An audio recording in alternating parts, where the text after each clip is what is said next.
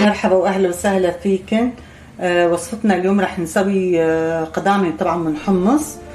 عندي هذا الساج، لا بدي احط عليه ورق زبده، واجيب الحمص طبعا بعد ما نشفتوه وبالمصفيه ونشفتوه بالشقفه كمان نظيفه. هلا تجيب احطه.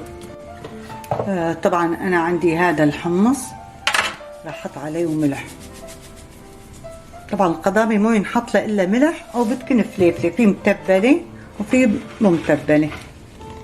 انا ما راح احط عليها الا الملح.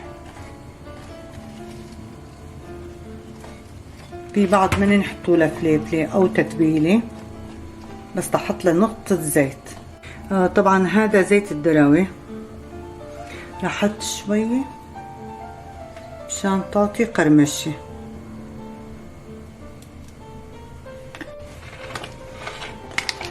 رح نحركها مع بعض عشان يخلط الملح والزيت، ورح نضيفها هون على الساجة.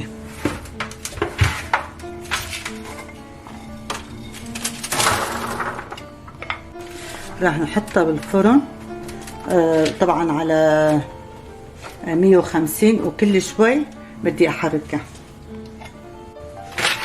هلا هاي صارت بس بدها نحط ننشفها، نشعل الفرن على 50 ونحط ننشفها. هلا هاي تحمصت. هذا الحمص طبعا خمرتوه من مثل الصبح وصفيتوه كله وحطيتوه بالمصفية ونشفتوه بالشقف وحطيتوه بالفرن، قصدت واقلبه، حطيتوا له رشة ملح وصار هاي قضامي،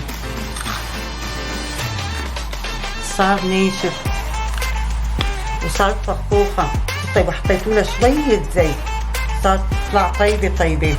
ان شاء الله تنال اعجابكم، ولا تنسوني باللايك والشير وتكتبوا لي تعليقاتكم. نلتقي فيديو جاي. باي باي.